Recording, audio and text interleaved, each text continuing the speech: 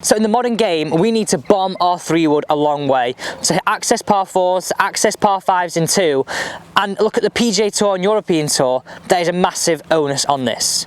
John Rahm, Henrik Stenson are two guys who use their 3-wood as a weapon. So we need to start adding that to our game as well. In today's video, I talk through 3 simple ways we can start adding yards to our golf game through our 3-wood. These are really simple, really easy to follow. As well as at the end of the video, I've got an added bonus. So you can imagine these 3 tips add this amount of yards. When we add the bonus part of the video on, we can add even extra. Absolute guaranteed. I've done this with students who've come for lessons. So if you are new to this channel, welcome. I bring you content 4 days a week. You're on a Sunday here on Can You Do This? But I also bring you content on Tuesdays, Wednesdays and Thursdays. Today we're down at San Lorenzo on the 8th hole here in the Algarve. A little bit different to Manchester. This is a stunning hole. If you want to see more of this, I have vlogs that are up on my channel and will be up in the future that show you the full detail of this hole. I take on this golf course, I take on this hole especially. It's a toughie. Let's get straight into the first way we can start adding yards to our 3-wood. I want to start this video with a common misconception about our fairway woods. I think a lot of people, because of the way this looks, associate this to a driver.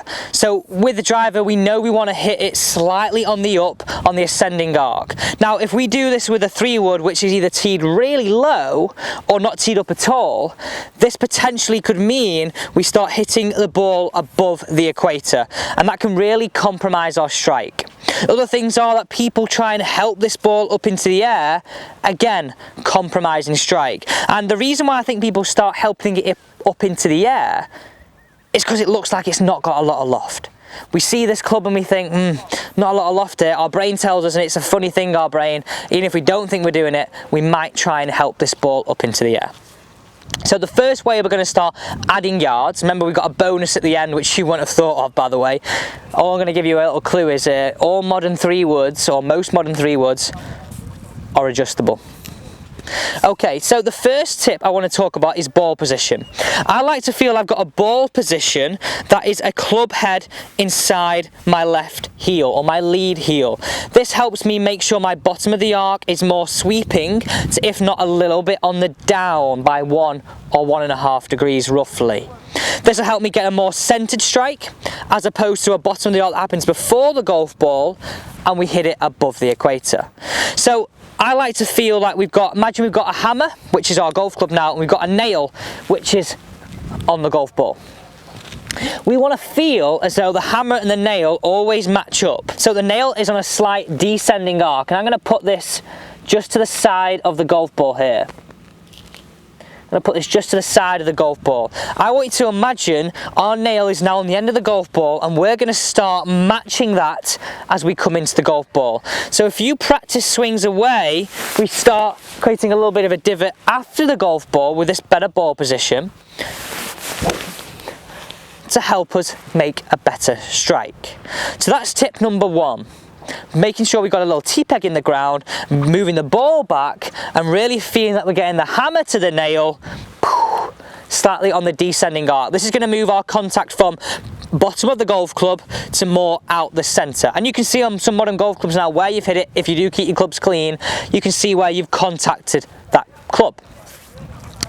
Number 2, I see a lot of people struggle with this because of their common swing faults. Common swing faults that we see is a player that moves in transition, steepens the shaft. Now, because we've not got a lot of loft in our hands, our body reacts to this. We stand up, so we go from steep shaft to shallow, and this gets that bottom of the arc happening before the golf ball. So if you look from the down the line view now, this will look like a lot of you. Imagine, we'll call it early extension here. Our bum is on the wall, we swing up, shaft starts to steepen. Well, to get back to that golf ball now, we have to stand up, this shallows the shaft, bottoms are out before the golf ball, and we start standing up into impact. Again, giving you strike issue, giving you rotation issue, and club head speed issues. So how can we get rid of all that to start being a little bit more rotary and a bit more of a centered strike? Well, bear in mind tip number 1. I think of this video as building blocks. Number 1, number 2, number 3, bonus at the end. Adding to number 1, I want us to feel we've got our bum on the wall, throughout the swing. And I'm going to show you now with the help of an alignment stick how we can add this. So how can we add to number 1? Well, I want you to think now we've got a wall on our bum here. We've still got the points we've got in our head from tip number 1, but we're adding to it.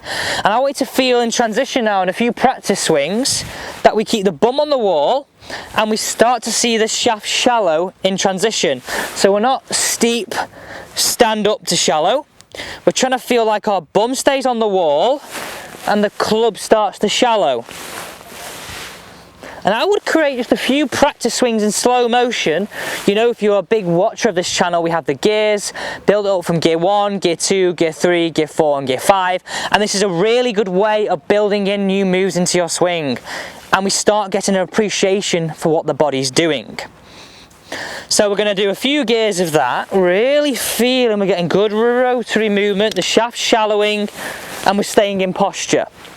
So if we stay in posture, we get a better rotation, we're creating more club head speed. So number 1, helping us with strike. Number 2 is helping us with club head speed and strike. Now we're on to number 3. Number 3 on our list. I want you to now add to this and add to the building blocks to a follow through that is shoulder towards the target. Really nicely completed the swing and a really good way to post a finish. I like posting a finish in a swing because it gives us an end point to work to, because this is the reason why. Well, 1, we've got a good ball position. 2, we've got our association with having to be what feels a little bit more down on the golf ball, but we know it's roughly going to be around level. Number 3, shallow in the shaft and staying in rotation. Well, if I go steep, if I go steep to shallow, it's going to be very hard for me to get my shoulder through to the target like Rory McIlroy. It's going to be physically hard for you to do. So if you could post a finish, and we had that finish of being round here and pose for 3 seconds, generally when we make balanced swings and we have a good finish, we hit better golf shots. Balance, timing, they're key. So my number 3 move is right shoulder to target for a right-handed player to give you a good sense of balance and a good finish to post. So there you have it. We're building up this in building blocks. Strike and rotation, and finish and post a nice balanced finish. And they're the keys to hitting your fairway wood further. Now on to the bonus part of the video. I promised you that I would add a bonus to this video. So if you've got a 3-wood that's adjustable, and most modern fairway woods are now across all the brands, Cobra, TaylorMade, Titleist, Ping, they all have some sense of adjustability. Now a lot of people struggle with a 3-wood in my opinion because it's not got a lot of loft. So if you have the ability to loft up your 3-wood, I want you to do so and go and give it a try, because adding a little bit more loft might help you get the ball in the air easier, and getting the ball in the air easier will hopefully mean longer carry, better trajectory and overall better distance. You add that to all the things that we spoke about in today's video, then we're on to an absolute winner. Just by changing the first 3 things, going to help you hit it further. But adding this in too is going to be a real bonus for you. Thank you for watching today's video on Alex Elliott Golf. I love bringing you these tips on can you do this. Really simple, easy to apply to absolutely everybody. Thank you and see you next time on Alex Elliott Golf.